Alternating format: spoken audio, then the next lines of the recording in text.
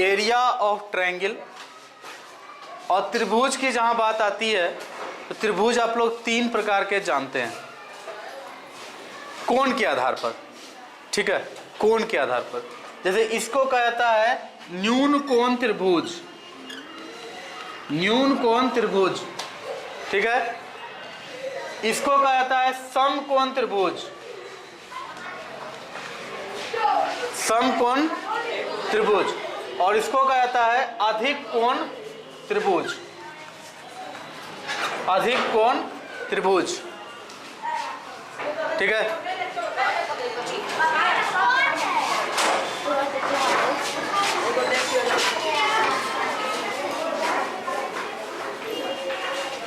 न्यून कोण त्रिभुज को इंग्लिश में कहा जाता है acute angled triangle, acute angled triangle. समकोण त्रिभुज को इंग्लिश में कहा जाता है right angled triangle, right angled triangle. और अधिक कोण त्रिभुज को इंग्लिश में कहा जाता है ऑब्ट्यूस एंगल्ड ट्रायंगल। अब जहां न्यून कोण की बात आती है, सबको पता है कि 90 डिग्री से छोटा कोण को न्यून कोण कहा जाता है, ठीक है। ऐसा त्रिभुज जिसमें तीनों कोण 90 डिग्री से छोटा हो उसको हम लोग कहते हैं न्यून कोण त्रिभुज। जैसे इसमें दिखने से लग रहा है कि सारा कोण लगभग बराबर ही है, चलो मान लेते हैं अगर तो 60 60 60 का अगर तीनों कोण है, 60 डिग्री करके तीनों कोण है, तो ऐसा त्रिभुज को कहा जाएगा न्यून कोण त्रिभुज। हो सकता है ये 50 रहे, ये 40 रहे, तो 50 40 कितना हुआ, 90 हो गया, नहीं तब वैसा नहीं होगा। हो सकता है ये 50 रहे, ये 70 रहे और ये 60 रहे, हो सकता है, कोई दिक्कत की बात नहीं है, हो सकता है। हो सकता है ये 80 ये 80 रहे और ये तब हो जाएगा 40, नहीं नहीं नहीं 80 80 होगा तो ये 20 होगा। तो 80 80 20 में सारे के सारे कोण 90 से कम ही हैं, 90 से अधिक कोई नहीं है। राइट एंगल ट्रायंगल वैसे ट्रायंगल को कहा जाता है जिसका एक कोण समकोण हो। देखो याद रखना, एक्यूट एंगल ट्रायंगल में सारे कोण न्यून कोण होने चाहिए, जबकि राइट एंगल ट्रायंगल में सिर्फ एक कोण को समकोण होना है। एक त्रिभुज में एक से अधिक समकोण हो सकता है क्या? क्योंकि कोण बनेगा 3 गो और 2 समकोण बनेगा तो वही दोनों से 90 90 180 हो जाएगा, तो तीसरा कोण के लिए मेजरमेंट बचा कहाँ? तो कोई स्कोप नहीं है। इसलिए एक ट्रायंगल में कभी भी 2 कोण 90 डिग्री का नहीं हो सकता। कोई भी त्रिभुज में समकोण केवल एक ही संभव है, एक से ज़्यादा संभव नहीं है। उसी तरह से अधिक कोण भी एक ही हो सकता है। जैसे ये अधिक कोण त्रिभुज है यानी ऑब्ट्यूस एंगल्ड ट्रायंगल, तो इसमें भी एक ही अधिक कोण होगा, एक से ज़्यादा तो संभव ही नहीं है। अधिक कोण का मतलब होता है वैसा कोण जिसका मान 90 से अधिक हो।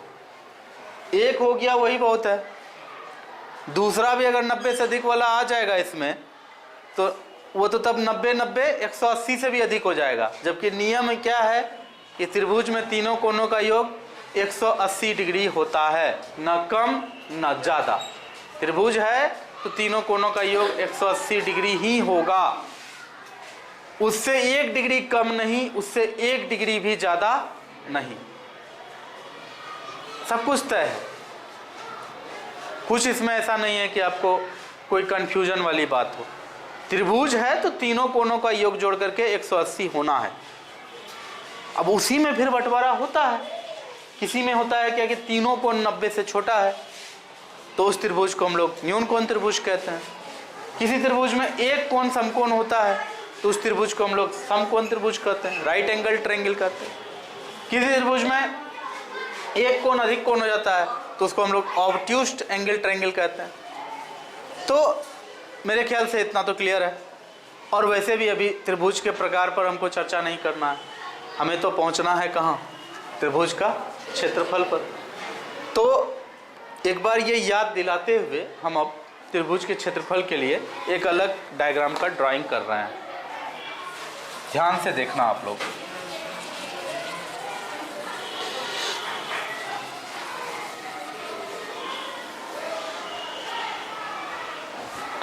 देखो ये है आपका ट्रायंगल,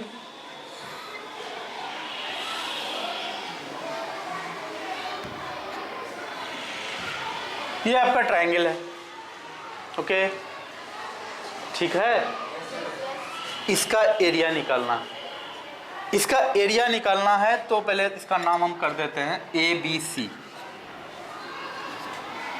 इस ABC ट्रायंगल का हमें एरिया निकालना है। और आप लोग सब इस बात से परिचित हैं कि मैथमेटिक्स में अपने सुविधा के अनुसार हम लोग कुछ रचना करते हैं। कहीं कोई चीज़ का मान निकालना है, कोई बात अगर प्रूफ करना है, सिद्ध करना है, तो हम लोग वहाँ रचना करते हैं। और यहाँ भी हम लोग वही करने जा रहे हैं। यहाँ हम लोग सबसे पहले रचना करेंगे। रचना क्या करना है? रचना करना है BC के समांतर, BC के समांतर यानी पैरेलल, BC के समांतर एक समांतर और बराबर, केवल समांतर ही नहीं बल्कि बराबर भी, BC के समांतर और बराबर एक रेखाखंड, BC के समांतर और बराबर एक रेखाखंड BC तो नहीं खींचेंगे, AD खींचते हैं। रचना हम लोग कुछ भी कर सकते हैं। ज्योमेट्री के डेफिनेशन के अंदर, ज्योमेट्री के सिद्धांत को बिना तोड़े हम लोग एक पिक्चर के भीतर कोई भी रचना कर सकते हैं। ठीक है, अब जैसे कि ज्योमेट्री का सिद्धांत कहता है कि दो समांतर रेखा एक दूसरे को नहीं काट सकता, और आप ऐसा कोई रचना कर दीजिए कि दो समांतर रेखा एक दूसरे को काट रहा है, तो वो तो सिद्धांत के खिलाफ हो गया। वैसा रचना आप नहीं कर सकते हैं। लेकिन ज्योमेट्री का जो भी सिद्धांत है, उस सिद्धांत के अंतर्गत आप कुछ भी रचना अपने प्रॉब्लम में कर सकते हैं। आपको कोई मनाही नहीं है, आप जितना चाहे प्रयोग कर सकते हैं। तो हमने किया, हमने क्या किया? BC के समांतर, BC के एकदम पैरेलल होना चाहिए और BC के बराबर भी होना चाहिए, एक रेखाखंड खींचना है AD। अब ये तो पक्का तय है कि AD या तो AD इधर होगा, A से D इधर खींच सकते हैं, या फिर A से D इधर भी खींच सकते हैं। लेकिन शुरुआत तो A से ही होगा, है ना? AD खींचना। अब देखो AD अगर खींचना है तो ये तो पक्का तय है कि AD कभी भी इस दिशा में नहीं खिंचाएगा। क्यों नहीं खिंचाएगा? क्योंकि हमने पहले ही कह दिया है समांतर, है ना? A पहले से तय है, D ढूंढना है या खींचना है। और ये भी तय है कि जो AD है अपना, वो AD क्या है? BC के बराबर है, और AD हमारा वो BC के पैरेलल भी है। दोनों बातें हैं, ठीक है? ये दोनों बातें हो रही है। ये तो अपना तय है। अब D ढूंढ लेते हैं, तो अपना कॉमन सेंस थोड़ा लगाते हैं कि ABC अपना यहाँ है, तो चलो D को हम इसी तरफ कहीं ढूंढते हैं। तो एकदम BC के पैरेलल एक रेखा खींच रहे हैं जो कि BC के बराबर भी है। अब मेरे पास स्केल तो है नहीं, हाथ से ही खींचना है। उम्मीद करते हैं कि सही ही खींचे होंगे, या आप मान के चलिए कि सर सही खींच लिए है। तो मानते हैं कि जितना बड़ा BC है उतने बड़ा हमारा A से D तक खींचा चला गया, और BC के पैरेलल भी है। कोई दिक्कत? अब D को C से मिला दें।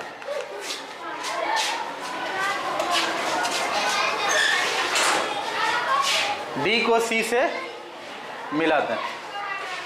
मिला तो D यहाँ है अपना, D अपना यहाँ है, इसको C से मिला दिया। अब जब D को जैसे ही हमने C से मिलाया, एक पिक्चर आपके दिमाग में पहले से जो बना हुआ है उससे ये जाकर के फिट हो गया। पिक्चर जो पिछले क्लास में बना था, वो आपके दिमाग में अब तक छपा हुआ होगा। क्या था पिक्चर? समांतर चतुर्भुज यानी पैरेललोग्राम। तो ट्रायंगल को पैरेललोग्राम बनाने के लिए बस दो ही तो काम किया है। सबसे पहले तो ट्रायंगल के बेस के पैरेलल एक लाइन सेगमेंट हमने खींचा जो बेस के बराबर है। त्रिभुज के आधार के बराबर और आधार के समानांतर एक रेखा खींचा, उसको नाम हमने दिया AD, और D को फिर अगले शीर्ष से मिला दिया। एक पैरेललोग्राम बनके तैयार हो गया। और इस पैरेललोग्राम का एक और खासियत है कि इसमें जो विकर्ण है अपना AC, वो इस पैरेललोग्राम को बराबर बराबर दो भाग में बांटता है। हमेशा याद रखना, किसी भी समांतर चतुर्भुज का कोई भी विकर्ण उसके क्षेत्रफल को दो बराबर भागों में बांटता है। दिखने से भी लग रहा होगा, क्योंकि देखो बराबर भाग में क्यों बांटता है ये भी बता देते हैं। ये त्रिभुज ABC और ये त्रिभुज ADC, ये दोनों आपस में सर्वांगसम है। सर्वांगसम बोले तो ये भुजा इसके बराबर है, दो त्रिभुज की बात कर रहे हैं। ये भुजा इसके बराबर है, ये भुजा इसके बराबर है, और ये भुजा तो दोनों में कॉमन है, भुजाएं बराबर हो गई। और त्रिभुज समांतर चतुर्भुज के नियम से ये कोण और ये कोण आपस में बराबर है। तो तीनों भुजा बराबर हो और एक कोण आकर आपस में बराबर हो, तीनों भुजा बराबर हो और एक कोण भी आपस में बराबर हो, तो वो दोनों त्रिभुज को क्या कहा जाता है? सर्वांगसम त्रिभुज। और जब दो त्रिभुज सर्वांगसम होते हैं तो उसके क्षेत्रफल भी आपस में बराबर होते हैं। सर्वांगसम का एक यही शर्त मैंने कहा था कि एक सिक्का, अगर एक ही साल में दो सिक्के छपे हैं या निकले हैं, एक 10 रुपए का सिक्का अगर 2015 में निकला और दूसरा 10 रुपये का सिक्का, तुम लोग बिना पिटाई खाए नहीं मानोगे यहां से हल्ला करने में।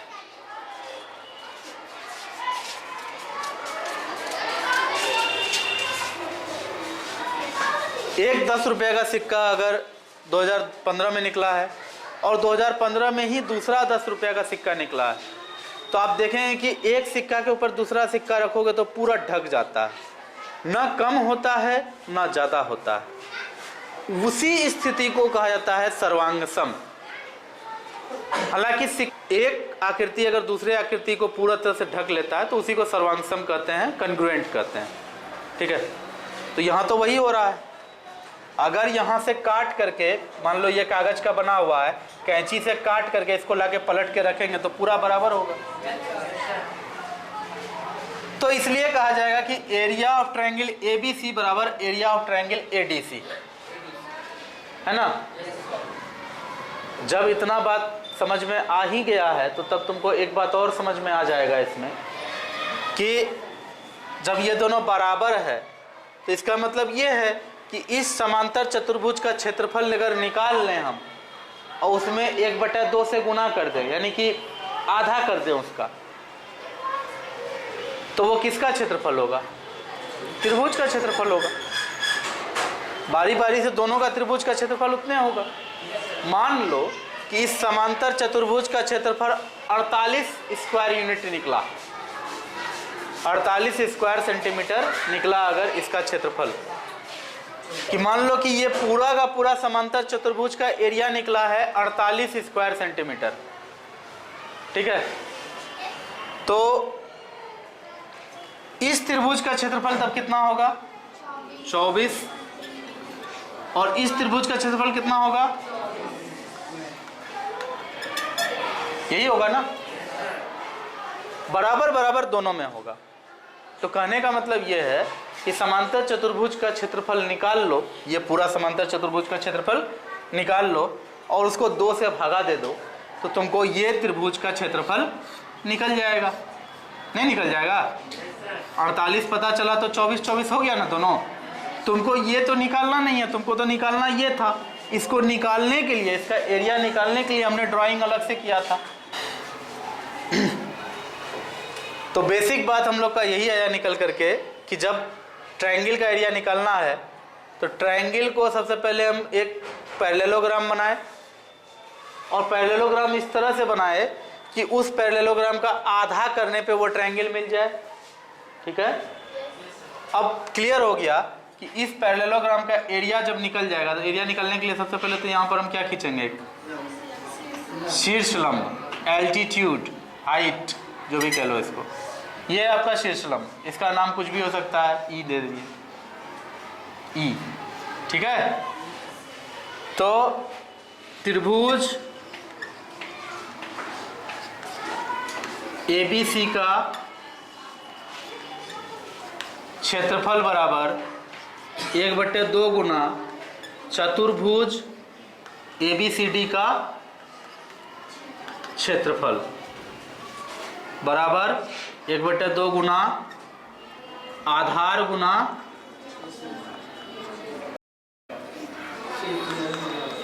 शीर्ष लंब, आधार गुना शीर्ष लंब। यही होता है फॉर्मूला, कोई खास बात इसमें है नहीं।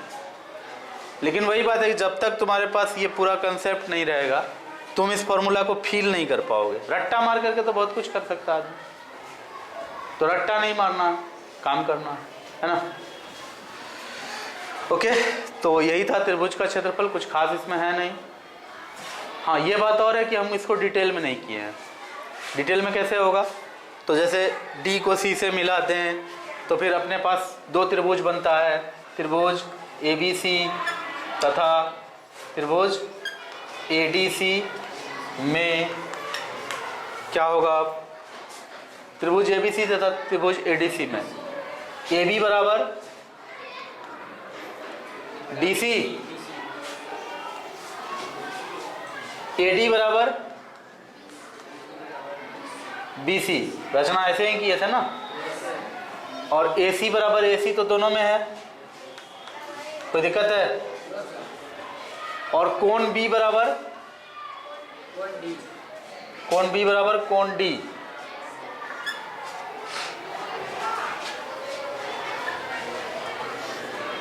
जब इतनी सारी बातें मिल जाते हैं, यानी इतने गुण मिल रहे हैं आपस में, तो दोनों त्रिभुज क्या हो जाएंगे आपस में, त्रिभुज ABC सर्वांगसम, त्रिभुज ADC नहीं होगा, त्रिभुज जी नहीं, त्रिभुज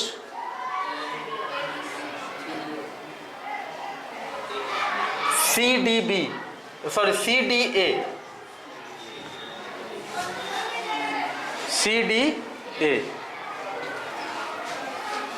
क्यों होगा ऐसा, देखो सिंपल सी बात है, ABC बोले है ना, ABC, बीच में ये वाला कौन रह रहा है ना, शुरुआत आपका ये से हुआ, इधर छोटा भुजा है। आप दूसरा त्रिभुज जब बात कीजिएगा तो सबसे पहले तो बात की D जो है आपका कोण, वो बीच में रहना चाहिए, वो तो है ना। उससे पहले जो है कि C लिखे हैं, क्यों, क्योंकि पहले हम B के पहले A लिखे थे, तो पहले छोटा भुजा वाला लिखे थे ना, तो यहां पर भी D के पहले C लिखना पड़ेगा। सर्वांगसम में हमेशा इस बात का ध्यान रखना पड़ता है। वैसे यहां से हम लोग देखेंगे, यहां से चेक करेंगे, तो देखो यहां से कैसे चेक होगा, थोड़ा सा यहाँ उल्टा पुल्टा हुआ था। त्रिभुज ABC तथा ADC बोले थे ना, तो हम लोग को ऐसे लिखना पड़ेगा, त्रिभुज AB बराबर DC, BC बराबर AD, होगा ऐसा, ठीक है। अब देखो आप ABC, अगर आप इधर लिए हैं, AB लिए हैं ना, तो यहां पर आपको तब आ जाएगा, यहां क्या, CDA,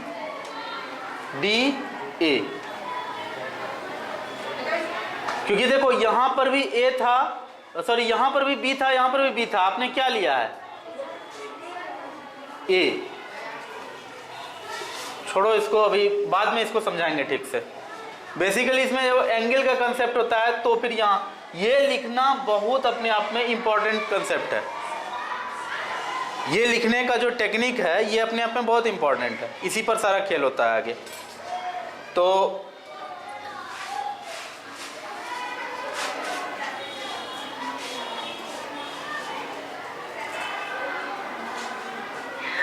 इसको जनरली हम लोग ऐसे लेके चलते हैं कि ए बी बराबर क्या है, डी सी है, ए बी बराबर डी सी। आप सीधे लिखेंगे ए बी डी सी, यहाँ डी सी लिखना था, लेकिन फिर हमने ये देखा कि एंगल जो है बी पर बन रहा है, तो बी बीच में है, तो यहाँ पे डी एंगल बी के बराबर है, तो डी बीच में आएगा, तो सी तब पहले आएगा। तो इसमें क्या बच गया है, सी, वहाँ सी लिखे, इसमें क्या बचा है, ए, यहाँ ए लिखे। ये थोड़ा सा अपना कॉमन सेंस की बात होती है। बाकी हम लोग क्या करते हैं यहाँ पर कि अपना ये दिमाग लगाते हैं, ए बी सी पहले छोटा भुजा है, इसके बराबर वाला भुजा पहले बात हुआ है, तो वही हम लोग किए हैं यहाँ पर। सी डी ए, सी डी ये वाला भुजा इसके सामने है ना, तो पहले सी डी हो गया है, तब डी ए हुआ है। आई बात समझ में? जो भुजा जिसके बराबर है ये लिखने में पता लगना चाहिए। जैसे ए बी सी डी के बराबर है, देखो वहां है, बी सी देख लो यहाँ, बी सी ए डी के बराबर है, देखो है, ए सी दिख रहा है, ए सी सी ए के बराबर है, यानी ए सी के बराबर है, देखो है वहां।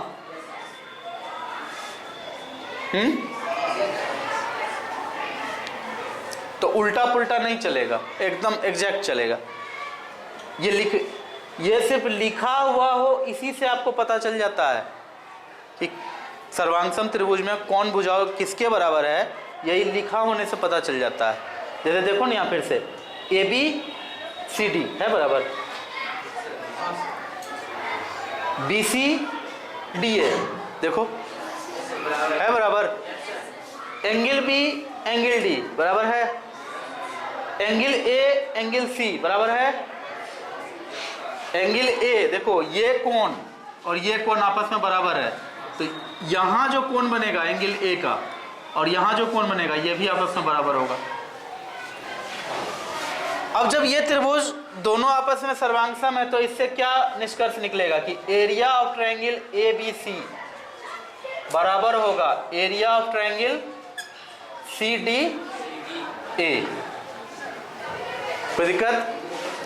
जब दोनों बराबर है तो इसीलिए कह दिए कि त्रिभुज एबीसी का क्षेत्रफल तभी निकलेगा जब आप चतुर्भुज एबीसीडी का क्षेत्रफल निकाल के उसको आधा कर दीजिएगा, यानी 1/2 से गुना कर दीजिएगा। और चतुर्भुज का क्षेत्रफल सबको पता है आधार गुना शीर्ष लंब होता है, इसलिए त्रिभुज का क्षेत्रफल हो जाएगा 1/2 गुना आधार गुना शीर्ष लंब। Any problem? Everything clear?